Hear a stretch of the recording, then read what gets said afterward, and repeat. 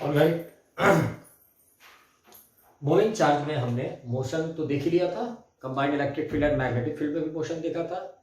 फिर हम लोग करंट कैरिंग कंडक्टर पे फोर्स निकाल रहे थे, है ना। करंट कैरिंग कंडक्टर पे फोर्स हम लोग कैसे निकालते हैं, तो फिर से मैं लिख दूं डीएफ, स्मॉल एलिमेंट पे, है ना।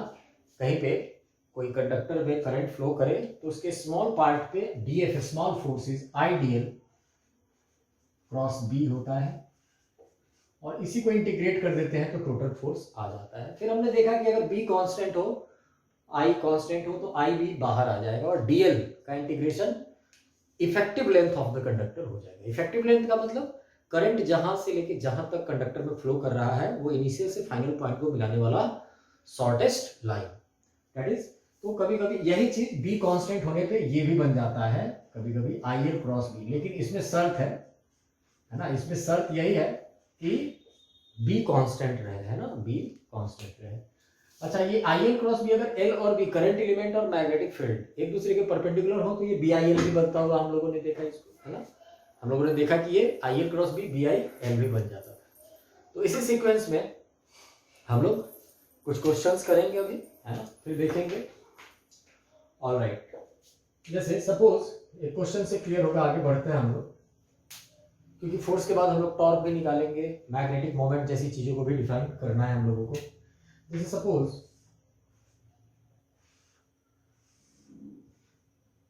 ए B C D is a conductor जिसमें करंट फ्लो कर रहा है एरो की डायरेक्शन में, है ना। There is a magnetic field, cross magnetic field का मतलब क्या हुआ, इनवर्ड हो गया, है ना। Inward magnetic field B is equal to 2 tesla exists. AB length is 4 meter, है ना, BC length is 3 meter and CD length is 5 meter. This angle is 90 degree. If the current is 5 ampere from A to B to C to D, then what is the force on the conductor ABCD? तो देखिए ये ABCD एक conductor है जिसमें current flow कर रहा है, ये मैग्नेटिक फील्ड में रखा हुआ है, तो करंट कैरिंग कंडक्टर यानी आपका मैग्नेटिक फील्ड में आ गया। तो हम लोग यहाँ पे देख सकते हैं कि फोर्स लगता है उस पर, है ना, मैग्नेटिक फोर्स लगता है जिस तरीके से मूविंग चार्ज पे लगता है। क्योंकि मैग्नेटिक फील्ड कांस्टेंट है इसलिए we can I L cross B को हम यूज कर सकते हैं। यहाँ एल क्या है, तो एल इफेक्टिव। तो देखिए कंडक्टर का शेप अजीबोगरीब है, इससे यहाँ फर्क नहीं पड़ता है। अगर ए से लेके डी तक करंट फ्लो कर रहा है तो ए से लेके डी तक का जो शॉर्टेस्ट लेंथ है अगर मैं उसको निकालूं तो the length is like this, A B D, this length. A B तो पता है 4 मीटर, लेकिन अगर बी डी हमारा निकल जाए, ये जो बी डी है हमारा, डॉट डॉट डॉट कर रहा हूं मैं, अगर बी डी निकल जाएगा तो बड़ी आसानी से हम लोग एल इफेक्टिव, और देखने से भी लग रहा है, क्लियर है कि करंट कैरिंग, करंट का डायरेक्शन और मैग्नेटिक फील्ड एक दूसरे के परपेंडिकुलर है। इनवर्ड, है ना, मैग्नेटिक फील्ड है और हॉरिजॉन्टल के अलॉन्ग क्या है, हमारा करंट है। तो अगर हम बात करें बी डी कैसे निकलेगा, तो देखिए CBD is a right angle triangle जिसमें CD जो है हाइपोटेनस और CB परपेंडिकुलर का काम कर रहा है। सो BD, यहाँ BD इज इक्वल टू क्या हो जाएगा, अंडर रूट 5 का स्क्वायर माइनस 3 का स्क्वायर, दैट इज 4 आ जाएगा, है ना। 4 क्यूब 25 माइनस 9 अंडर रूट 16 और अंडर रूट 16 दैट इज 4, यानी 4 मीटर BD हो जाएगा और AB भी 4 मीटर ही है। तो AD कितना हो जाएगा, तो यहाँ से हो जाएगा AB is 448 metre. So force on conductor क्या हो जाएगा, फोर्स हो जाएगा हमारे पूरे कंडक्टर पे, है ना, एल इफेक्टिव लेंथ, तो ये 8 मीटर एल इफेक्टिव हो जाएगा ए से लेके डी तक का शॉर्टेस्ट लेंथ। सो तो फोर्स इज BIL, मैं डायरेक्ट लिख रहा हूं BIL बिकॉज करंट और मैग्नेटिक फील्ड एक दूसरे के क्या है, परपेंडिकुलर है। So what is B, L के बदले AD लेना होगा हम लोगों को। B is 2 Tesla, I is 5 ampere and this is 8। So 8 to the 16, 5 the 80 Newton is the answer. 80 Newton is the answer. The force on the conductor is. All right. आगे proceed करते हैं हम लोग।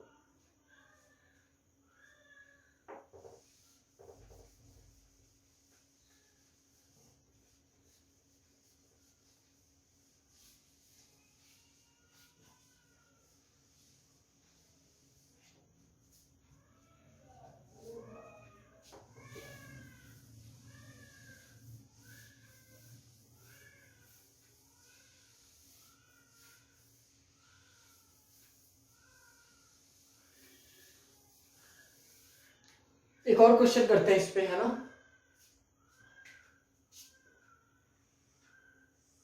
This is x and this is y axis.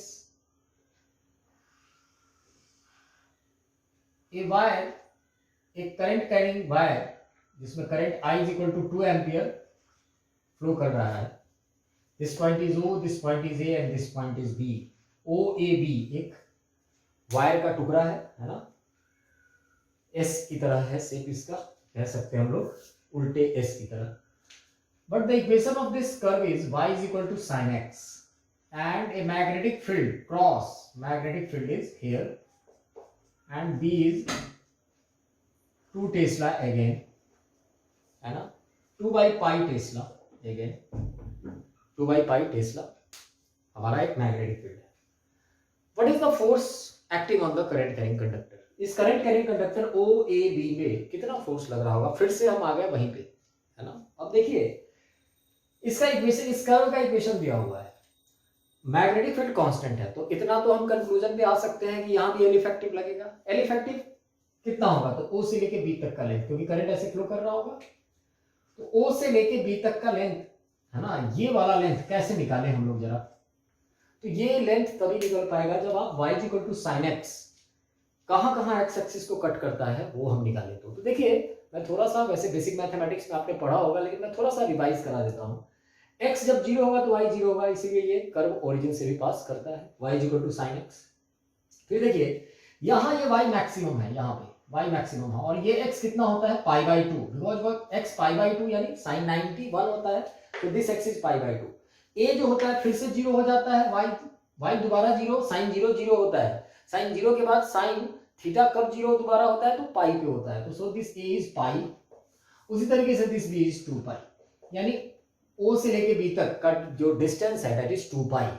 क्योंकि radian में लेंगे, SI unit में हम लोगों को काम करना है. O से लेके B तक का लेंथ हमारा कितना हो जाएगा? 2 पाई हो जाएगा. सो L effective is 2 pi. So what is the force? Force is BI L effective again, BI L effective या BI L भी बोल दे, L इफेक्टिव बोलते हैं हालांकि.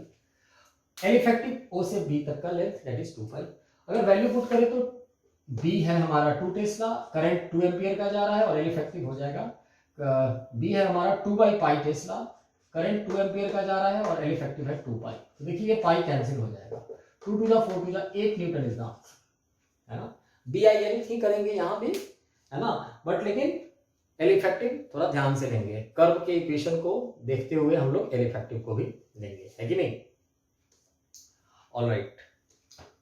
उसी तरीके से अगर हम लोग बात करें, दिस वाज ए क्वेश्चन.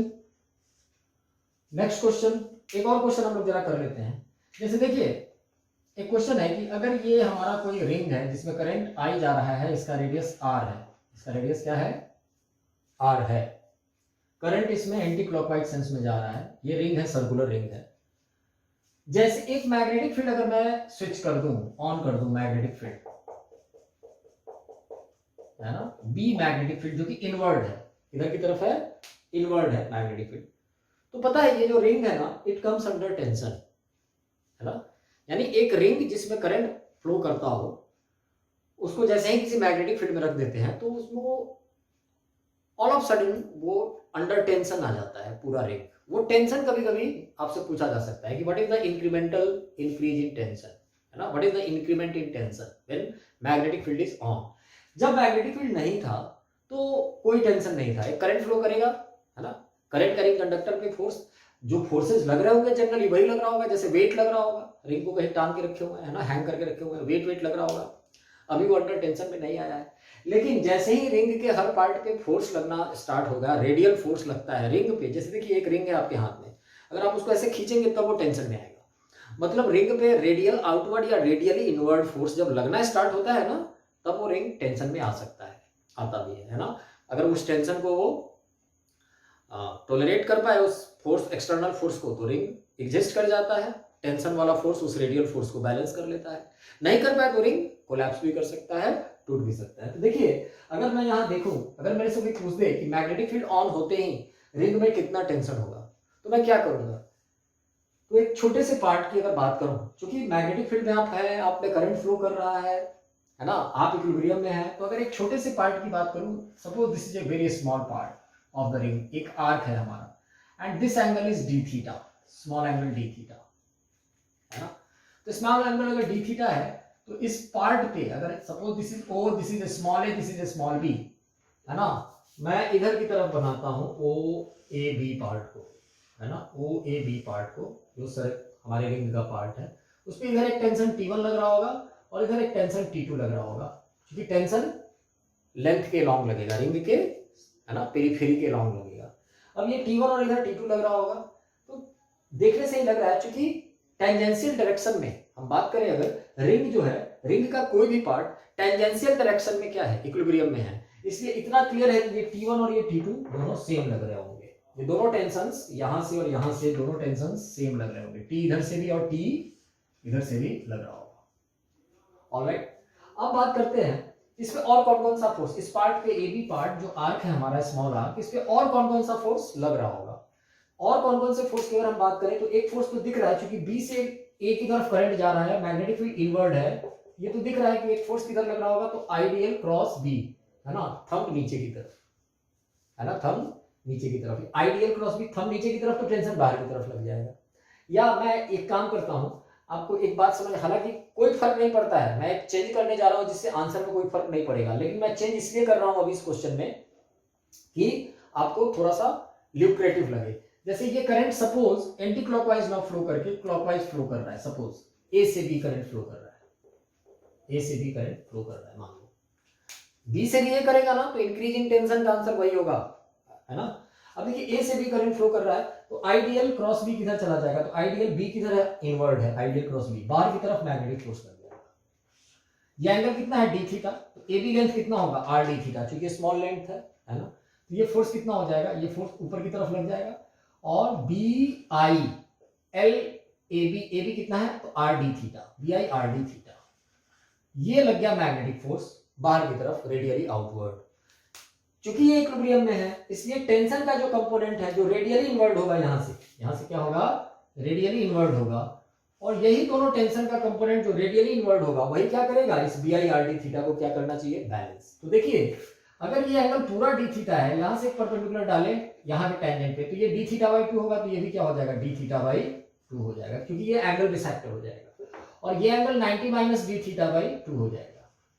तो t का जो कंपोनेंट इनवर्ड आएगा, t cos 90 minus D theta by 2, that is t sin D theta by 2 inward आ जाएगा, और इधर से भी t sin D theta by 2 inward आ जाएगा। अब ये दोनों इनवर्ड फोर्स जो सेंटर की तरफ ऑलमोस्ट लगेगा, देखिए ये देखने में सेंटर की तरफ नहीं लग रहा है, लेकिन है ही सेंटर की तरफ, बिकॉज ये एलिमेंट ए से बी जो आर्क है वो बहुत ही स्मॉल है, बहुत ही स्मॉल है, यानी ये t sin D theta by 2 और t sin D theta by 2 इन दोनों का sum B I R d theta होना चाहिए, यानी 2t अगर इक्विलिब्रियम की बात करें तो, क्योंकि मैग्नेटिक फील्ड ऑन भी है तभी ये रिंग का पार्ट किसमें रहेगा, टेंशन में आ जाएगा, बट रहेगा तो इक्विलिब्रियम में। तो 2t sin d theta by 2 is equal to B I R d theta. So further we can write 2t d theta by 2। पता है क्यों, क्योंकि when angle is very small sin theta becomes theta, when theta small, ध्यान रखेंगे इस result को, sine theta को हम लोग ऑलमोस्ट थीटा लिख सकते हैं, ऑलमोस्ट टैन थीटा भी लिख सकते हैं, लेकिन थीटा रेडियल में लेते हैं उस केस में, ध्यान रखेंगे जब इक्वेट करने की बारी आती है, हमेशा नहीं जब थीटा स्मॉल है। तो 2t d theta by 2 is equal to B I R d theta, 2 से 2 कैंसिल, डी थीटा से d theta cancel, so t is equal to B I R, tension is B I R, है ना, the change in tension is B I R. Alright, alright, आगे बढ़ते हम लोग। This is a rod of mass m and length l, alright, ये hinged है इस point पे, जैसे हिंज्ड का मतलब फिक्स है वहां पे, बट रोटेट कर सकता है उस पॉइंट पे, m मास है l लेंथ है, इसमें करंट I फ्लो कर रहा है ऐसे, है ना, और एक मैग्नेटिक फील्ड मैंने स्विच ऑन कर दिया, है ना, एक मैग्नेटिक फील्ड है यहाँ पे, B is the magnetic field, ठीक है। तो हम जानते हैं कि मैग्नेटिक फील्ड आने की वजह से एक फोर्स लगेगा, लेकिन हिंज होने का मतलब, जैसे मैं नाम दे दूं इस पॉइंट का P और इस पॉइंट का Q, तो P पे हिंज्ड है, the rod is hinged at P, it is kept as shown in the figure. Suppose ये हॉरिजॉन्टल प्लेन है, ये देखने में आपको वर्टिकल व्हाइट बोर्ड लग रहा होगा, लेकिन ये ऐसे हॉरिजॉन्टल है ना, और इनवर्ड ऐसे मैग्नेटिक फील्ड है कि नहीं, करंट पी से क्यू की तरफ फ्लो कर रहा है, then what is the angular acceleration as soon as the current comes, मतलब जैसे ही करंट इसमें पी से क्यू की तरफ फ्लो करता है तो what is the angular acceleration of the rod P Q. Angular acceleration यानी अल्फा निकालना है हम लोगों को इस रॉड का, अल्फा इज इक्वल टू, है कि नहीं। अब देखिए जेईई मेन वाले लोग नीट में भी अगर अच्छा पेपर बना तो ये आ सकता है, इसमें सरप्राइज करने की बात नहीं है कि सर मैग्नेटिज्म के क्वेश्चन में रोटेशनल का कैसे आ गया, आ सकता है ना, पेपर अगर स्टैंडर्ड बनाते हो। जेईई मेन वाले लोग भी ढंग से ध्यान देंगे, इससे रिलेटेड बहुत सारी चीजें आ सकती है। अब देखिए पी से क्यू करंट हमारा फ्लो कर रहा है, जाहिर सी बात है अल्फा निकालना है, यानी ये काम किसका होगा, तो टॉर्क का होगा, है ना। जरूर जो फोर्स लगेगा मैग्नेटिक फोर्स, उसका जरूर टॉर्क लग रहा होगा, तभी जाकर के टॉर्क से ही एंगुलर एक्सेलरेशन आएगा। जिस तरीके से लीनियर एक्सेलरेशन फोर्स से आता है, टॉर्क से ही एंगुलर एक्सेलरेशन है। वो टॉर्क हम लोग कैसे निकालेंगे, तो देखिए अगर मैं, चूंकि टॉर्क कांस्टेंट फोर्स की हम अगर बात करें कि किसी एलिमेंट पे कितना फोर्स लग रहा है ना, तो उस एलिमेंट के फोर्स का एलिमेंटल टॉर्क निकालें और पूरे टॉर्क को इंटीग्रेट कर दें। कारण पूछिए क्यों, कारण ऐसा इसलिए क्योंकि हमें नहीं पता है कि वो फोर्स मैग्नेटिक फोर्स कहां पे लगेगा, रॉड के एक पर्टिकुलर पॉइंट पे। चूंकि टॉर्क निकालने के लिए फोर्स का पॉइंट ऑफ एप्लीकेशन भी जानना हम लोगों को जरूरी होता है ना, कि एक्चुअली में वो फोर्स लग कहां रहा है, तभी ना line of action of force into perpendicular distance about the point, है ना, जिस पॉइंट के अबाउट में हमें टॉर्क निकालना है। और फिर हम सेंस देखते हैं कि क्लॉकवाइज लगा कि एंटी क्लॉकवाइज लगा। टॉर्क निकालने में इन्हीं चीजों का ध्यान रखते हैं, नहीं तो r cross F, r is the position vector of the point where force is acting, और आर किसके अबाउट में पोजीशन है उस पॉइंट का, तो जिस पॉइंट के अबाउट में हम टॉर्क निकाल रहे हैं, है ना। तो आर क्रॉस एफ चाहे line of action of force into perpendicular distance, दोनों से सही आंसर आता है, खाली टॉर्क का सेंस आपको समझ में आना चाहिए। तो देखिए क्योंकि ये जो मैग्नेटिक फोर्स लगेगा उसका वो एग्जैक्ट कहां लगेगा, तो हम एक काम तो कर सकते हैं, दो तरीकों से इस क्वेश्चन को कर सकते हैं। या तो एक एलिमेंट लेके उस एलिमेंट पे जो फोर्स लगेगा उस स्मॉल फोर्स का, चूंकि एलिमेंट पे फोर्स स्मॉल फोर्स, उस स्मॉल फोर्स का स्मॉल टॉर्क निकाल के पूरे रॉड के लिए इंटीग्रेट कर दे, है ना, तो पी पॉइंट के अबाउट में टॉर्क आ जाएगा। तो मैं वैसे ही करता हूं। मान लीजिए मैं x डिस्टेंस पे जाके p से एक स्मॉल लेंथ dx विड्थ का एक एलिमेंट लेता हूं, इसका करंट एलिमेंट मैं शॉर्ट में लिख रहा हूं, ci क्या हो जाएगा, i dx। करंट एलिमेंट किधर की तरफ हो जाएगा, तो बिल्कुल हॉरिजॉन्टल i dx। वेक्टर भी मैं लगा ही देता हूं ताकि आप कंफ्यूज ना करें, क्योंकि current element vector quantity i dx। और यहां पे df क्या हो जाएगा, स्मॉल फोर्स क्या हो जाएगा, तो स्मॉल फोर्स हो जाएगा idl क्रॉस b, idx और b किधर है, इनवर्ट, तो i b dx मैं डायरेक्ट लिख रहा हूं। और यहां से वेक्टर हटा दो, पूछो क्यों, क्योंकि दोनों के बीच में एंगल 90 है, मैग्नेटिक फील्ड इनवर्ट है ना, हॉरिजॉन्टल में करंट एलिमेंट है, तो i b dx ये df हो गया। तो d टाउ क्या हो जाएगा, अगर मैं d टाउ की बात करूं, स्मॉल टॉर्क की बात करूं, तो इस फोर्स का, ये फोर्स लगा किधर एक्चुअली में, तो ऊपर की तरफ लगा, है ना, i dx cross b, thumb ऊपर। और इस फोर्स का p पॉइंट के अबाउट में परपेंडिकुलर डिस्टेंस कितना है, x है, तो टॉर्क कितना हो जाएगा, d टाउ हो जाएगा x df। और इसी को अब हम लोगों को इंटीग्रेट करना है, x df कितना हो जाएगा, तो x और ib dx इंटीग्रेशन। और x की लिमिट कहां से कहां तक जाएगी, तो p से q तक। p पे x क्या है, 0 है, और q पे x कितना हो जाएगा, l हो जाएगा, सो 0 से l, है ना। तो ये d टाउ का इंटीग्रेशन नेट टॉर्क आ जाएगा, है ना, टोटल टॉर्क आ जाएगा p के अबाउट। तो b और i बाहर आ जाएगा, तो bi x dx कितना हो जाएगा, x square by 2, लिमिट 0 से l, so it is bi l square by 2, bi l square by 2 is the net torque about p। और ये टॉर्क एक्चुअली में करेगा क्या, ये टॉर्क अल्फा क्रिएट करेगा, है ना, p के अबाउट। तो p के अबाउट हम लोग लिखेंगे about p net torque is equal to i alpha, ip into alpha. क्योंकि p पॉइंट के अबाउट में जब टॉर्क निकालेंगे तो मोमेंट ऑफ इनर्शिया भी हम लोग p पॉइंट के ही अबाउट हम लोग निकालेंगे, तो ये आ जाएगा ip कितना होगा, तो देखिए गौर कीजिए, क्योंकि रोटेशन का सेंस कैसे होगा आप देख सकते हो ऐसे, है ना, ये जैसे ही मैग्नेटिक फील्ड और करंट आएगा, ये p तो यही रहेगा, q ऐसे चलना शुरू होगा। तो रोटेशन के सेंस में राइट हैंड के चारों उंगलियों को कर्ल करें तो थंब इधर आ रहा है, यानी इस एक्सिस के अबाउट में हमें मोमेंट ऑफ इनर्शिया निकालना होगा।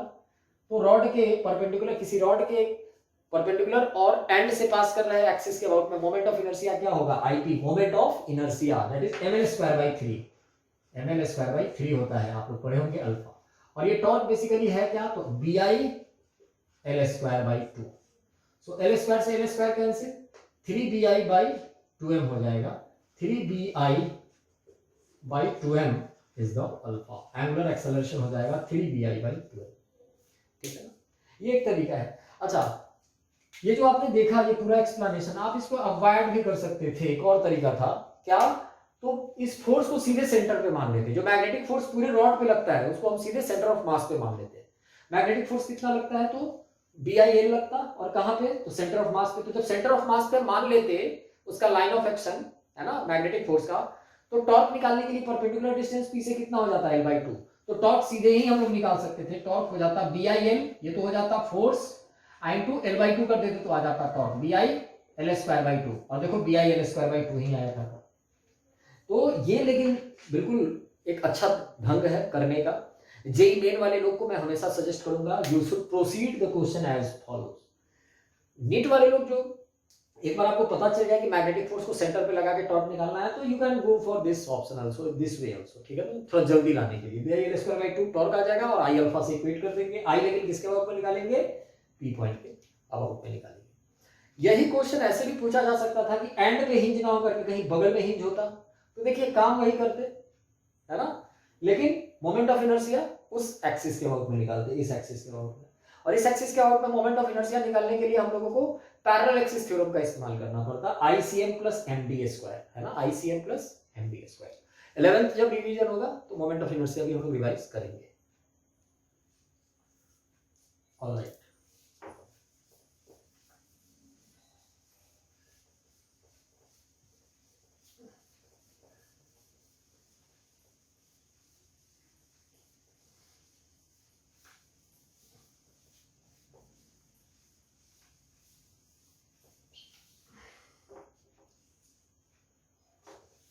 हम लोगों ने टॉर्क देखा है कि नहीं,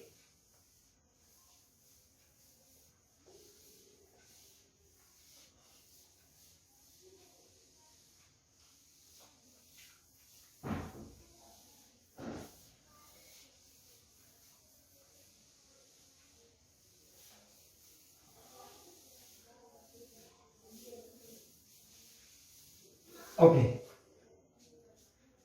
आगे प्रोसीड करते हैं। टॉर्क लेकिन हम लोगों ने जो अभी देखा है वो एक करंट कैरिंग कंडक्टर के पार्ट पे निकाल के फिर इंटीग्रेट किया है ना। टॉर्क की बात करें तो हम लोगों को टॉर्क इस टॉपिक में चैप्टर में पढ़ना भी है कि टॉर्क किसी लूप पे कैसे लगेगा, है ना। किसी लूप में अगर करंट फ्लो करे और उसको मैग्नेटिक फील्ड में रख दिया जाए तो उसका टॉर्क कैसे कैलकुलेट करेंगे। लेकिन उसको समझने से पहले हम लोग समझेंगे सबसे पहले मैग्नेटिक मोमेंट। मैग्नेटिक मोमेंट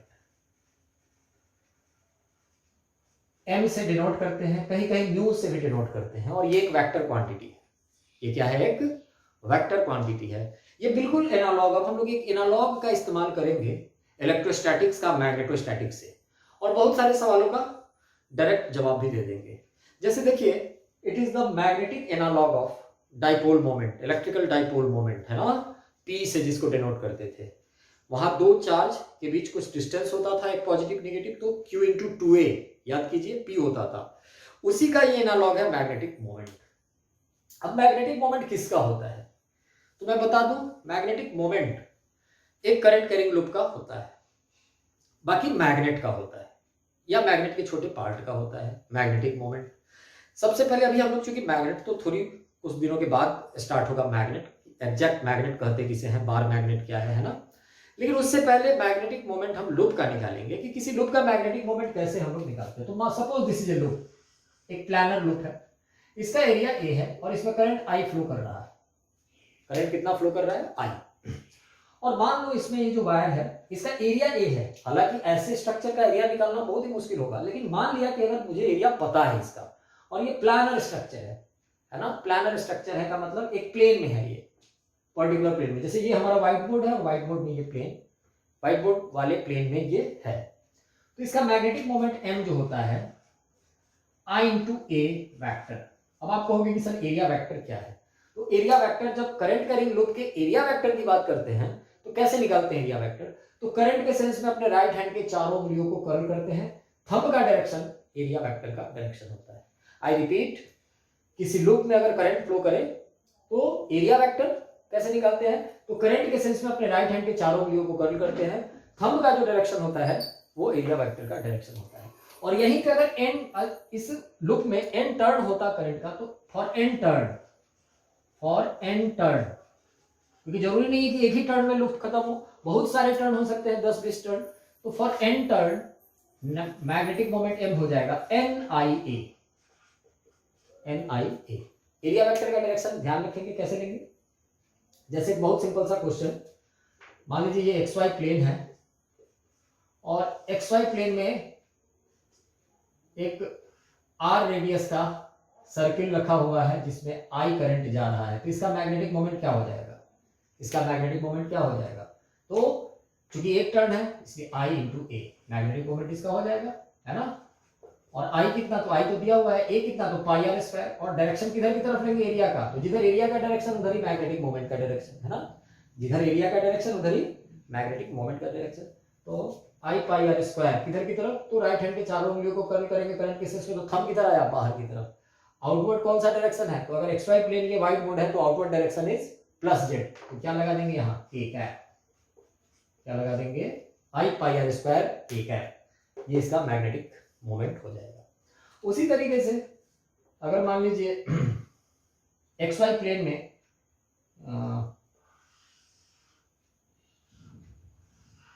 ऐसा कोई लूप है, suppose this is R and this is 2R, ये 2R है और ये दोनों आर्क का सेंटर है और करंट ऐसे फ्लो कर रहा है I, है ना। तो इसका मैग्नेटिक मोमेंट क्या हो जाएगा? तो उसी तरीके से मैग्नेटिक मोमेंट यहां भी हम लोग निकाल लेंगे, है कि नहीं। जैसे देखिए ये बीच में मैं एक चीज समझा दूं, जैसे बीच में आपको लग रहा होगा कि ये अलग लूप और ये अलग लूप है, यहां भी आप डायरेक्ट कुछ नहीं करो, आप एरिया निकाल लो, ऊपर वाले का नीचे वाले का एरिया निकाल लो, ऐड कर दो, क्योंकि एक प्लानर स्ट्रक्चर है ये और करंट का एक सेंस है, एक ही प्लेन में आ गया ना, क्योंकि व्हाइट बोर्ड में ही वो प्लेन है। तो मैग्नेटिक मोमेंट इसका क्या हो जाएगा? तो एक तरीका इसको जस्टिफाई भी हम लोग कर सकते हैं। सीधे हम लोग क्या करेंगे, तो ऊपर वाला एरिया क्या हो जाएगा? तो ऊपर वाले पार्ट के लिए रेडियस 2R है, नीचे वाले पार्ट के लिए रेडियस क्या है? R है ना। तो ऊपर वाले का हो जाएगा पाई × 2R का होल स्क्वायर बाई 2, है ना, और नीचे वाले का हो जाएगा पाई × R² बाई 2। ये नेट एरिया हो जाएगा। तो अगर मैं जोड़ू 4πr² बाई 2 यानी 2πr² हो जाएगा यहाँ, और प्लस πr² बाई 2, 2 × 4 और 5πr² बाई 2, ये हो जाएगा एरिया। करंट अगर I जा रहा है तो I × 5πr² बाई 2 और डायरेक्शन किधर की तरफ? तो राइट हैंड के चारों उंगलियों को कर्ल करेंगे, थंब इनवर्ट जाएगा। इनवर्ट का मतलब देख रहे हैं ना, क्योंकि क्लॉकवाइज सेंस में करंट है, इनवर्ट का मतलब माइनस k। पता है डायरेक्ट पूरा एरिया क्यों निकाल दिया हम लोगों ने यहाँ? क्योंकि ये प्लानर स्ट्रक्चर था। यही स्ट्रक्चर अगर ये थोड़ा सा ऊपर आ जाता, इधर की तरफ ये उठ के आ जाता सामने, तो दोनों लूप के पार्ट का अलग अलग डायरेक्शन हो जाता, है ना। फिर हम लोग उसको भी देखेंगे, है ना, कैसे निकालते हैं। All right, how are you students? Magnetic moment शायद हम लोगों ने शुरू किया था, है ना। दो लूप बना करके हमने दो क्वेश्चंस भी छोटे छोटे किए थे कि मैग्नेटिक मोमेंट कैसे निकालते हैं। हर करंट कैरिंग लूप एक स्मॉल बार मैग्नेट है। इसको हम लोग बाद में प्रूव भी करेंगे, हम लोग 2 दफा प्रूव करेंगे। एक रिंग के लिए भी इस बात को प्रूव करेंगे और एक बार सोलेनॉइड के लिए भी देखेंगे कि एक सोलेनॉइड, आप लोग 12th में पढ़े होंगे कि एक सोलेनॉइड भी बार मैग्नेट है। अगर रिंग की बात करें तो बहुत स्मॉल बार मैग्नेट है और बार मैग्नेट बिल्कुल मैग्नेटिक एनालॉग है इलेक्ट्रिक डाइपोल का, है ना, क्योंकि मैग्नेट का मतलब मैग्नेटिक डाइपोल होता है ना।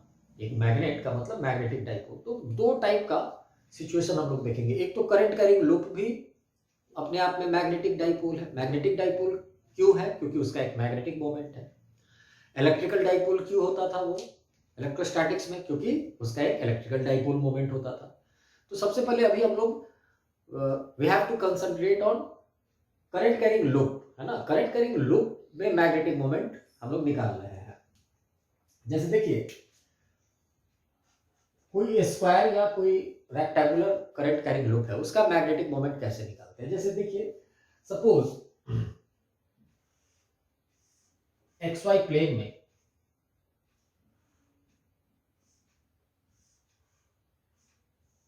ये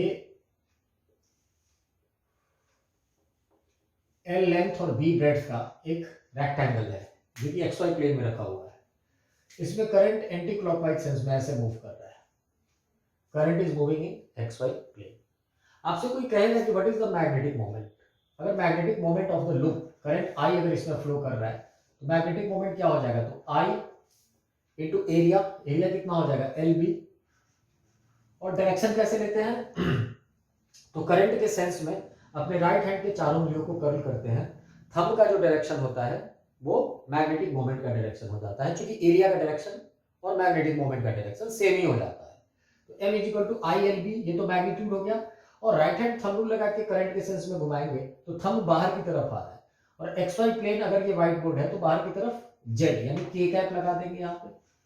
हियर वी विल इंसर्ट के कैप। ये तो चलो एक टेक्निक है जिसमें हम, बड़ी आसान सा सवाल है ये। आसान इसलिए है क्योंकि राइट हैंड थंब रूल लगाने से वो या तो एक्स में चला जाए, नहीं तो वाई में चला जाए, नहीं तो जैसे यहाँ जेड में आ गया या माइनस जेड में चला जाता, तो ये आसान हो जाता। लेकिन अगर ये रेक्टेंगुलर रूप किसी एंगल पे होता है ना, तो वैसे सिचुएशन में हम क्या करते हैं, अगर ये रेक्टेंगुलर रूप किसी पर्टिकुलर एक्स वाई या वाई जेड या जेड एक्स प्लेन में नहीं होता तो क्या करते हैं। जैसे ये लूप एक्स वाई प्लेन में है तो इतना पक्का था कि इसका डायरेक्शन जेड में जाएगा, माइनस जेड में या प्लस जेड में, वो करंट के सेंस पे डिपेंड करता है। यही लूप अगर वाई जेड प्लेन में रखा हुआ होता तो उसका डायरेक्शन या तो आई में जाता या तो माइनस आई में जाता। यही लूप अगर एक्स जेड प्लेन में रखा होता है ना, तो उसका डायरेक्शन या तो जे में जाता नहीं तो माइनस जे में जाता, मतलब वाई एक्सिस के लूप। लेकिन अगर इन तीनों प्लेन में से कहीं और रखा हुआ होता तो कैसे करते क्वेश्चंस को, तो देखिए ध्यान रखिएगा, फॉर एनी रेक्टेंगुलर और स्क्वायर लूप, ये ध्यान रखेंगे, रेक्टेंगुलर या स्क्वायर लूप के लिए ही अभी जो हम लोग काम करने जा रहे हैं वो वैलिड है। अगर ये लूप कहीं भी रखा हुआ हो, मान लो ऐसे कहीं रखा हुआ है, and this is A, this is B, this is C, this is D, and the current is moving from A to B to C to D like this, and this is L and this is B, ठीक है ना। तो ध्यान रखेंगे magnetic moment जो होता है, magnetic moment M is equal to, current अगर इसमें I फ्लो कर रहा है तो I into AB vector cross BC vector, मतलब लगातार दो साइड्स के वेक्टर फॉर्म के क्रॉस प्रोडक्ट के बराबर इनटू करंट मैग्नेटिक मोमेंट हो जाता है। जैसे आई इक्वल टू, जैसे देखिए आप कहीं से भी चलो, A B cross B C ही नहीं, B C cross C D भी कर सकते हो, इसको ऐसे भी लिख सकते हो, magnetic moment is equal to I. अब बी से चलोगे तो बी से सी, क्योंकि करंट के सेंस में भी चलना है, ध्यान रखना है, तो बी से सी और फिर सी से डी, कंसेक्यूटिव टू साइड्स, तो इसको ऐसे भी लिख सकते हैं, B C cross C D भी लिख सकते हैं, या इसको ऐसे भी लिख सकते हैं, C D cross D A भी लिख सकते हैं। आई सी से चलो तो सी से डी, डी से C D cross D A भी लिख सकते हैं। लेकिन ध्यान ये रखेंगे कि ए बी, अब ए बी वेक्टर लिखना है तो लेंथ कितना, मैग्नीट्यूड कितना लेंगे, ए से बी तक का लेंथ, और डायरेक्शन किधर लेंगे तो पी की तरफ। बीसी वेक्टर लिखना है तो बी से सी तक का लेंथ, वो मैग्नीट्यूड हो जाएगा, डायरेक्शन किधर लिखेंगे सी की तरफ, तो ऐसे ध्यान रखेंगे। उसी तरीके से इसी को हम ये ऐसे भी लिख सकते हैं, आई सी से डी हो गया, D A cross A B, D A cross A B, इन सब को जब आप सॉल्व करेंगे ये सब सेम आएंगे, ये चारों के चारों हमेशा सेम आएंगे। लेकिन ध्यान रखेंगे जैसे सर्कुलर लूप में ये नहीं चल पाएगा, है ना, क्योंकि सर्कुलर लूप में वो दो साइड्स आप कहां से ढूंढेंगे। स्क्वायर और रेक्टेंगल के लिए ही ये, और एनी रेक्टेंगुलर और स्क्वायर लूप ये चलेगा, ये टेक्निक, है ना। इससे फायदा क्या होगा, तो चलो ठीक है, अगर किसी particular X Y Y Z Z X plane में हो तब तो क्वेश्चन बहुत इजी होगा, जैसे ये क्वेश्चन था, इसमें कोई दिक्कत नहीं था। लेकिन सपोज मैं आपको एक क्वेश्चन दूं ऐसा,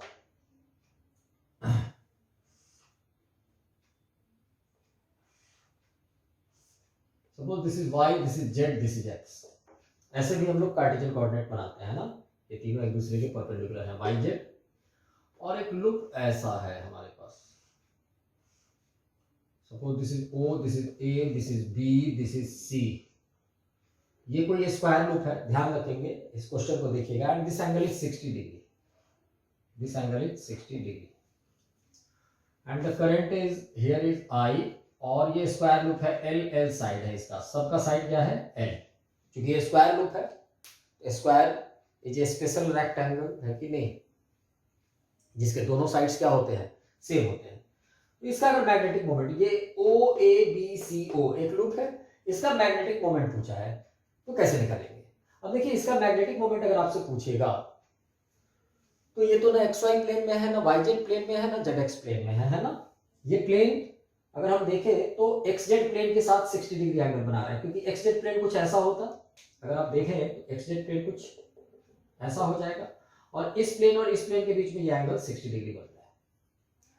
अगर इस प्लेन की बात करें तो ये वाई जेड प्लेन से 30 डिग्री एंगल बना रहा है, वाई जेड प्लेन इधर चला जाता और ये एंगल 30, तो 30 डिग्री बना रहा है कि नहीं। मतलब हम कह सकते हैं कि ये प्लेन जो है it's inclined to X Z as well as Y Z plane, it's making 60 degree with X Z plane and 30 with the Y Z plane. किसी कन्फाइंड पर्टिकुलर प्लेन में ये कन्फाइंड नहीं है। क्या करेंगे अब हम लोग, तो हम लोग इस फंडे पे जाएंगे। हम लोग अगर इस फंडे पे जाएं तो बड़ी आसानी से इसका मैग्नेटिक मोमेंट हम लोग निकाल लेंगे। कैसे निकालेंगे, तो कोई दो साइड करंट के सेंस को देखेंगे और कोई दो कंसेक्यूटिव साइड के साथ क्रॉस प्रोडक्ट करा के आई से करंट से क्या कर देंगे, मल्टीप्लाई कर देंगे। कैसे, तो देखिए दो कंसेक्यूटिव साइड्स ऐसा लो जिसमें से एक साइड बड़ी आसानी से डायरेक्शन पता चल रहा हो। जैसे मैं यहां पे अगर आई बी सी क्रॉस सीओ लिखूं तो कोई दिक्कत नहीं है, क्योंकि बी से सी से ओ की तरफ करंट जा रहा होगा, क्योंकि ओ ए बी सी ओ, तो बी सी सी ओ करंट ऐसे जा रहा होगा। अब बीसी को हम लोग आसानी से लिख सकते हैं, बीसी किधर की तरफ है, तो बीसी नीचे की तरफ है। नीचे का मतलब जेड के एंटी पैर, ऊपर जेड है तो नीचे क्या होगा, माइनस जेड। यानी मैं बीसी वेक्टर को क्या लिख सकता हूं, BC L minus K cap, BC आ गया आसानी से एल माइनस के कैप।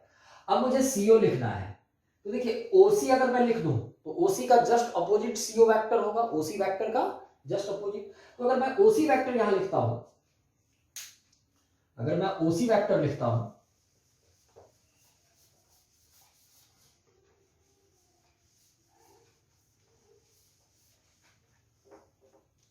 तो मैं ओसी वेक्टर क्या लिखूंगा,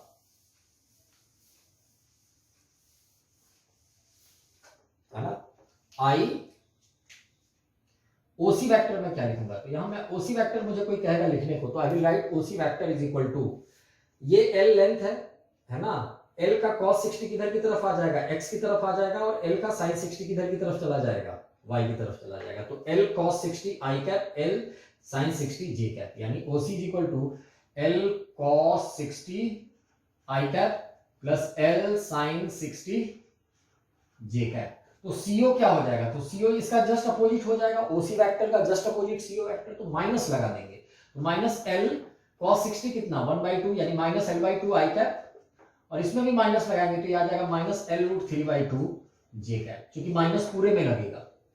ये सीओ आ गया।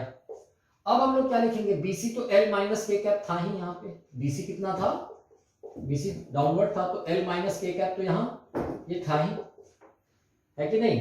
तो अब हम लोग क्या लिखेंगे, magnetic moment m is equal to I B C that is L minus K cap cross CO, what is CO, तो CO is minus L/2 I cap minus L root 3/2 J cap, है ना। अब क्या हो जाएगा, तो ये I तो रहेगा ही रहेगा, K क्रॉस I क्या होता है, क्योंकि minus minus plus K cross I क्या होता है, J, ये हो जाएगा I L into L, IL² 2 J cap. उसी तरीके से प्लस माइनस माइनस प्लस, है ना, एल एल एल स्क्वायर, तो आई एल स्क्वायर रूट 3/2 तो हो ही जाएगा ये, और के क्रॉस जे क्या होता है, minus I minus, this is the magnetic I L square by 2 J cap, I L square root 3/2 minus I cap, this is the magnetic moment of this loop.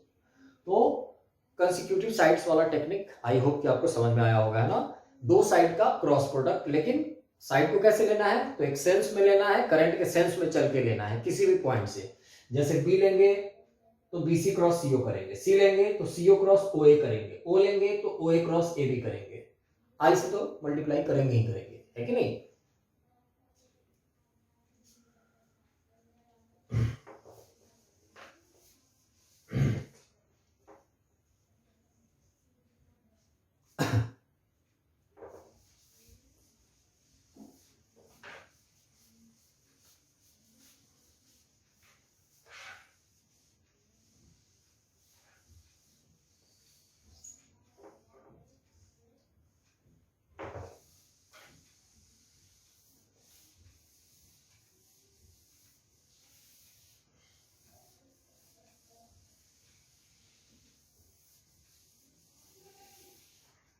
Alright, अगर हम लोग आगे बढ़ते हैं, कभी कभी ये अभी तक जितने भी सिचुएशन हम लोगों ने देखा उसमें एक प्लानर लूप था, है ना। लूप जो था एक प्लेन में कन्फाइंड था। तो एक प्लेन का एक पर्टिकुलर डायरेक्शन होता है, जैसे ये व्हाइट बोर्ड है, इसका एक अपना डायरेक्शन है हमारी तरफ या उधर की तरफ। करंट के सेंस पे डिपेंड करता है। अगर हम लूप की बात करें तो करंट के सेंस में राइट हैंड के चारों उंगलियों को कर्ल करके हम लोग बड़ी आसानी से निकाल लेते हैं कि उसका डायरेक्शन किधर होगा। लेकिन अगर हम बात करें, कभी कभी लूप वैसे नहीं मिलेंगे। जैसे अगर मैं आपको एक क्वेश्चन के सहारे क्लियर होगा, एक क्वेश्चन देता हूं उससे ये क्लियर हो जाएगा। मान लो this is x, this is y and this is z, है ना, and this is a loop like this.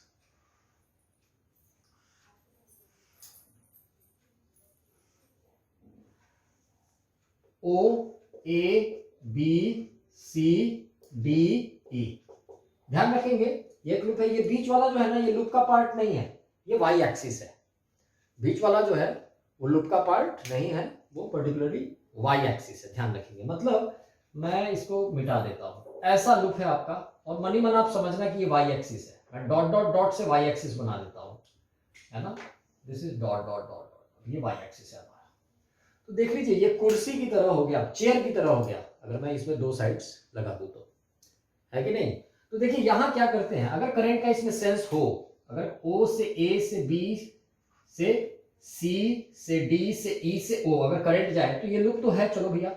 लेकिन इस लूप में ये लूप के दो पार्ट हैं जो कि अलग अलग प्लेन में कन्फाइंड है। जैसे O A B C वाला पार्ट है ना अलग है, और C D E O वाला पार्ट वो XY प्लेन में है, ये YZ प्लेन में है कि नहीं। यहां क्या करेंगे, तो यहां एक अपने मन से कंस्ट्रक्शन करते हैं। जैसे किसी लूप के किसी इंटरमीडिएट सेक्शन में दो वायर अगर मैं अपने मन से रख दूं सेम लेंथ का, जिसमें अपोजिट डायरेक्शन में करंट जा रहे हो, तो लूप पे कोई फर्क नहीं पड़ता है। यानी यहां एक C से O अगर मैं एक वायर रख दूं और उसमें करंट भेज दूं, तो एक O से C भी वायर रख के करंट भेज दूं, तो there is no change in the situation. Alright, alright. तो यहां हमने देखा कि अगर C से O एक वायर जो कि AB लेंथ का है रख दे, तो ये OABCO एक लूप तैयार हो जाएगा। तो चूंकि C से O लेंथ का वायर रख देंगे अपने मन से, तो हमें O से C लेंथ का भी एक वायर सेम करंट के लिए रखना पड़ेगा, उससे कोई फर्क नहीं पड़ेगा। यानी ये जो दो CO और OC दो वायर बिल्कुल मन ही मन सोचो कि एक ही जगह पे है ना। जस्ट एज्यूम कि वो एक ही जगह पे है, दोनों में अपोजिट डायरेक्शन में करंट जा रहा है, तो सिचुएशन में कोई फर्क नहीं हुआ, है ना। आप ऐसा मत सोचना कि आपने इस न्यूमेरिकल को अल्टर कर दिया, बदल दिया। No, there is no change. अब देखिए, अब क्लियर लग रहा है कि there are two loops. This composite loop is the combination of two loops, one in YZ plane and one in XZ plane. अब दोनों लूप्स का मैग्नेटिक मोमेंट निकालेंगे, और नेट अगर इसका मैग्नेटिक मोमेंट M1 है, इसका मैग्नेटिक मोमेंट M2 है, तो नेट मैग्नेटिक मोमेंट Mnet को क्या लिखेंगे, net magnetic moment is M1 vector plus M2 vector. मतलब मैग्नेटिक मोमेंट को ऐड कर देंगे। क्योंकि मैग्नेटिक मोमेंट क्या होता है, वेक्टर क्वांटिटी होता है, इसलिए इसको वेक्टरली ऐड कर देंगे, है कि नहीं। अब M1 निकालते हैं जरा। तो M1 अगर निकालेंगे तो देखिए यहां पे क्या है कि अभी जो जस्ट प्रीवियस क्वेश्चन में जो मेथड हमने लगाया उस मेथड से भी कर सकते हैं, क्योंकि ये दोनों क्या है, मान लीजिए ये स्क्वायर ही था, सपोज L साइड का स्क्वायर था ये सब, है ना। रेक्टेंगल भी हो सकता था, नो इशू। तो प्रीवियस क्वेश्चन वाले टेक्निक से भी दोनों का अलग अलग निकाल सकते हैं, और यहाँ प्रीवियस टेक्निक को लगाए बिना भी आसानी से निकाल सकते हैं। पता है क्यों, क्योंकि ये दोनों लूप्स एक पर्टिकुलर प्लेन में है, वही फेमस प्लेन YZ प्लेन जानते हैं हम लोग। अब YZ प्लेन वाला जो लूप है M1, यहाँ M1 क्या हो जाएगा, कोई कहेगा मुझे M1 निकालो, तो M1 वेक्टर क्या हो जाएगा, तो M1 लूप है ABCO, है ना। ABCO में जो करंट का सेंस है, करंट जैसे फ्लो कर रहा है, उस सेंस में अपने राइट हैंड के चारों उंगलियों को अगर हम कर्ल करें, तो A से B से C से O, थंब किधर जा रहा है हमारा, थंब चला जा रहा है X के अपोजिट, है ना। A से B से C से O, ये X के अपोजिट जा रहा है, यानी माइनस I है। तो डायरेक्शन पता चल गया। मैग्नीट्यूड क्या होगा, तो IL square, current into area, so IL square minus I cap, है ना। M2 की बात करो तो M2 क्या हो जाएगा, तो M2 में चलो O से C से D से E से O, करंट के सेंस में अगर राइट हैंड के चारों उंगली को कट करेंगे तो थंब किधर जाएगा, नीचे जाएगा, क्योंकि ये एक्स वाई प्लेन में है तो इसका डायरेक्शन या तो प्लस जेड में होगा नहीं तो माइनस जेड में होगा। अब प्लस में होगा कि माइनस में होगा वो कैसे पता करते हैं, तो करंट के सेंस में राइट हैंड के चारों उंगलियों को कर्ल करेंगे, थंब किधर गया माइनस जेड में, तो माइनस जेड का मतलब माइनस के कैप, तो ये हो जाएगा I L square minus K cap. तो नेट मैग्नेटिक मोमेंट हो जाएगा आई एल स्क्वायर कॉमन ले लो, अगर माइनस में माइनस आई एल स्क्वायर कॉमन ले लोगे तो यहाँ आई कैप बचेगा प्लस के कैप बचेगा, तो this is the magnetic moment of this composite.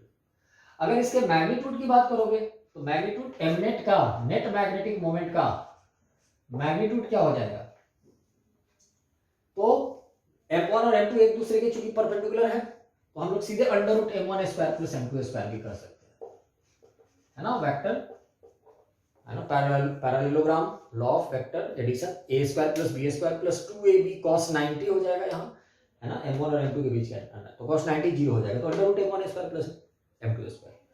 ऐसा इसलिए क्योंकि m1 और m2 एक दूसरे के परपेंडिकुलर है। कैसे परपेंडिकुलर है तो देखने से ही लग रहा है, एक i में है एक z में है, एक x में है एक z में है, हो जाएगा।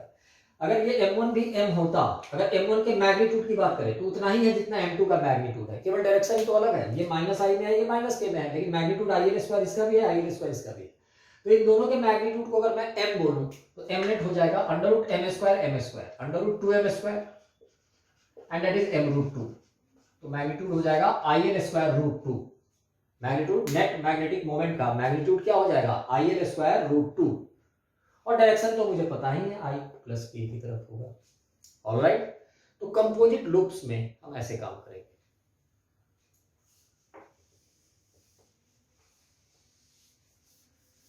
मतलब कभी कभी क्वेश्चंस ऐसे आ सकते हैं, ये जो मैंने क्वेश्चन दिया ये बहुत अच्छा क्वेश्चन हो सकता है, ध्यान रखेंगे, ये आ सकता है नीट में जेईई मेन में, है कि नहीं, इस टाइप के क्वेश्चंस।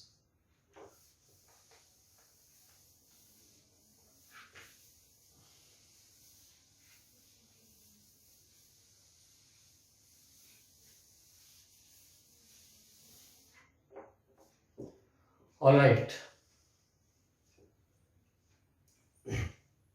आगे बढ़ते हैं। तो मैग्नेटिक मोमेंट हम लोगों ने निकालना देखा। हमने एक चीज देखी कि अगर किसी लूप को, करंट कैरिंग लूप को magnetic field, constant magnetic field में रखते हैं तो उस पर नेट फोर्स जीरो हो जाता है ना, नेट फोर्स क्या हो जाता है, जीरो हो जाता है। लेकिन बात अगर टॉर्क की करें, है ना, बात अगर टॉर्क की करें तो उस पर टॉर्क लगता है ना।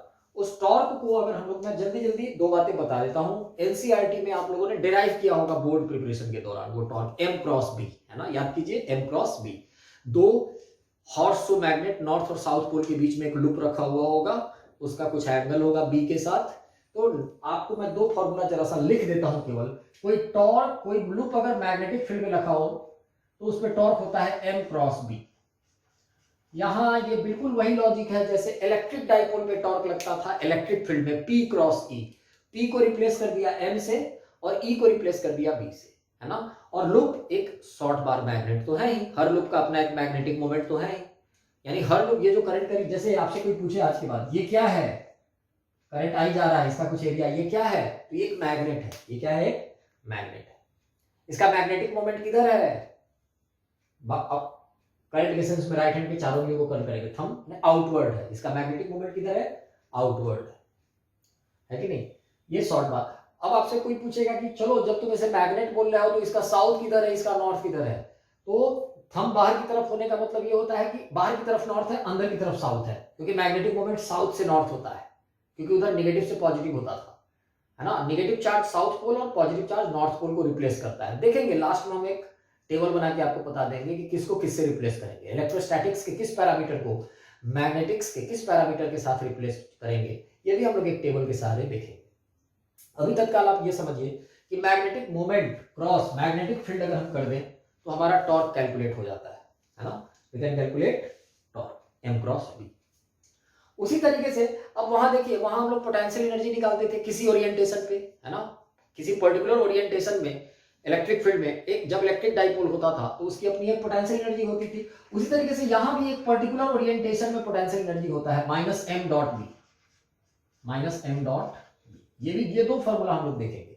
यानी अगर किसी लूप को किसी पर्टिकुलर एंगल पे एक्सटर्नल कांस्टेंट मैग्नेटिक फील्ड में रख दिया जाए तो उस लूप में एक पोटेंशियल एनर्जी आ जाती है, वो potential energy minus m dot b होती है ना। अगर उसको रोटेट करना है, इस लूप को रोटेट करके दूसरे ओरिएंटेशन पे ले जाना है तो वर्क डन करना पड़ेगा हम लोगों को final potential energy minus initial potential energy के बराबर। तो वर्क डन बाय एजेंट कैसे निकालते थे, U2 final potential energy minus initial potential energy. और work done by magnetic field वाला फोर्स अगर यहां पूछ दिया जाए तो जस्ट उल्टा U1 माइनस U2, जैसे वहां भी करते थे, लॉजिक बिल्कुल वही लगाएंगे। तो ये दो चीजें आप ध्यान रखिए, M क्रॉस P। जैसे इससे क्वेश्चन अगर मैं करूं, इस पे क्वेश्चंस आपसे पूछे जा सकते हैं। XY प्लेन में दिस इज ए लूप, ये करंट कैरिंग लूप है, R इसका रेडियस है, I इसमें करंट जा रहा है और एक कांस्टेंट मैग्नेटिक फील्ड है। The magnetic field line is crossing, the magnetic field line is crossing the plane of the loop, मतलब passing through the plane of the loop. ये जो लूप है, ये लूप सर्कुलर लूप है, R radius है, I current जा रहा है, B मैग्नेटिक फील्ड में रखा हुआ है। आपसे पूछ दिया है, जैसे मैं कहूं what is torque acting on the loop और also find the potential energy in this orientation. आपको टाउ भी फाइंड करना है, यू भी फाइंड करना है, तो कैसे करेंगे? अब देखिए, ठीक है, लूप है हमारे पास, करंट उसमें फ्लो कर रहा है एक सेंस में, तो लूप तो है हमारे पास, बहुत अच्छी बात है। अगर मैं बात करूं तो इसका मैग्नेटिक मोमेंट कितना होगा, क्योंकि मैग्नेटिक मोमेंट और मैग्नेटिक फील्ड हमें दोनों चाहिए, है ना। मैग्नेटिक मोमेंट और मैग्नेटिक फील्ड हमें दोनों चाहिए, तो M क्रॉस B कर देंगे तो टॉर्क आ जाएगा। इसका M कितना है, अगर मैं बात करूं तो M जो है, M है हमारा I current into area pi are square, और डायरेक्शन किधर की तरफ है, तो देखिए इसका राइट हैंड, अगर राइट हैंड थंब रूल लगाए तो करंट के सेंस में कर्ल करेंगे तो थंब अंदर की तरफ जाएगा, बाहर की तरफ प्लस जेड है तो अंदर की तरफ क्या हो जाएगा, माइनस जेड, तो माइनस के है। ये मैग्नेटिक मोमेंट है। और मैग्नेटिक फील्ड की अगर मैं बात करूं तो मैग्नेटिक फील्ड तो XY प्लेन के लॉन्ग है। अगर इसको मैं देखूं तो ये B cos 45 B sin 45 है ना, B cos 45 और B sin 45, तो इसको हम लोग लिख सकते हैं B cos 45 यानी B by root 2 I cap plus B by root 2 J cap, है कि नहीं? आ रही बात समझ में? ऐसे भी कर सकते हैं। अब आप इसे सॉल्व कर लो, M क्रॉस B, ये माइनस के में है, ये I में है, ये J में है, ठीक है ना। अब देखिए, अब एक चीज फिर से देखिए, अगर सीधे मैग्नीट्यूड की बात करता है कि आप इसको क्रॉस प्रोडक्ट निकालोगे, वेक्टर फॉर्म में टॉर्क आ जाएगा। अब मैं निकाल ही देता हूं, है ना। टॉर्क बराबर M cross B, tau is equal to M cross B, that is I pi are square minus K cap cross B by root 2 I cap plus B by root 2 J cap. ये बिल्कुल branded way of giving the answer है ना। इसमें और further हम लोग K cross I कर देंगे तो ये हो जाएगा I pi are square B by root 2, और K क्रॉस I J होता है तो minus K cross I minus J हो जाएगा, plus I pi are square B by root 2, K cross J minus I होता है तो minus K cross J I हो जाएगा। तो दिस इज द आंसर। ये वेक्टर फॉर्म में आंसर आ गया। लेकिन अगर मैं कहूं कि डायरेक्ट भी आंसर आ सकता था क्या, अगर मैग्नीट्यूड की बात करें तो बिल्कुल आ सकता था। तो देखो, मैग्नेटिक फील्ड XY प्लेन में है, वो अलग बात, एक्स एक्सिस के साथ 45 पे रहता, 60 पे रहता, 30 पे रहता, एंगल कोई फर्क नहीं पड़ता है। क्योंकि मैग्नेटिक मोमेंट के लिए, ये जो मैग्नेटिक मोमेंट के डायरेक्शन के लिए अगर हम बात करें तो इसका मैग्नेटिक मोमेंट किधर है, जेड में है, माइनस जेड में है बेशक, तो हम जेड एक्सिस के लॉन्ग बोल सकते हैं। तो जेड एक्सिस के लॉन्ग का कोई भी वेक्टर XY प्लेन के किसी भी वेक्टर के साथ कितना एंगल बनाएगा, 90 बनाएगा। जैसे मैं कहूं ये मार्कर, ये हमारा व्हाइट बोर्ड XY प्लेन है, तो ये मार्कर व्हाइट बोर्ड पे ड्रॉन किसी भी लाइन के साथ कितना एंगल बनाएगा, 90। जैसे ये इस लाइन के साथ भी 90, इस लाइन के साथ भी 90, इस लाइन के साथ भी, यानी XY प्लेन के किसी भी वेक्टर के साथ जेड एक्सिस कितना एंगल बनाएगा, 90। YZ प्लेन के किसी भी वेक्टर के साथ एक्स एक्सिस कितना एंगल बनाएगा, 90। XZ प्लेन के किसी भी वेक्टर के साथ y एक्सिस कितना एंगल बनाएगा, 90। तो ये B XY प्लेन में है, इसका मैग्नेटिक मोमेंट z एक्सिस के लॉन्ग है, तो B और M के बीच का एंगल 90, तो MB sin 90, सीधे M into B कर देते। क्या कर देते, M into B। अगर मैग्नीट्यूड की बात करो, आप यहां से भी मैग्नीट्यूड निकालेंगे ना, J के कोएफिशिएंट का स्क्वायर, I के कोएफिशिएंट का स्क्वायर, अंडर रूट करेंगे ऐड करके, तो उतना ही आंसर आ जाएगा। पता है कितना, तो MB sin 90 है ना। अगर टॉर्क की यहां मैग्नीट्यूड की आप बात करेंगे तो आ जाएगा M B sin 90, क्योंकि दोनों के बीच का एंगल 90 है। यहां कंफ्यूज करने के लिए ये 45, ध्यान रखना, ये 45 कंफ्यूज करने के लिए है। यहां B और M के बीच एंगल 90 है, तो M कितना I पाई आर स्क्वायर और B कितना B sin 90 1 I pi are square B। Magnitude का आंसर 2 सेकंड में निकल जाएगा। डायरेक्शन के साथ अगर आंसर देना पड़ेगा तो आपको इस मेथड को फॉलो करना होगा, है ना। डायरेक्ट ये मतलब सही तरीका होगा। इससे मैग्नीट्यूड निकालेंगे तो आप चेक कर सकते हैं, इससे मैग्नीट्यूड निकालो आप, आई पाई आर स्क्वायर भी ही आ जाएगा, ठीक है ना, ध्यान रखेंगे। उसी तरीके से the second part is potential energy. Potential energy क्या हो जाएगा, माइनस एम डॉट बी। अब एम डॉट बी, चूंकि ये तो स्केलर क्वांटिटी है ना, आप डॉट प्रोडक्ट निकालोगे तो देखो एम और बी के बीच का एंगल कितना है 90, क्योंकि अभी बात हुई है साइन 90, तो 90 हो जाएगा तो डॉट प्रोडक्ट में cos 90 आ जाएगा। cos 90 क्या होता है 0, सो u will be 0। Potential energy इसकी क्या हो जाएगी 0, पोटेंशियल एनर्जी क्या हो जाएगी 0। ऑलराइट,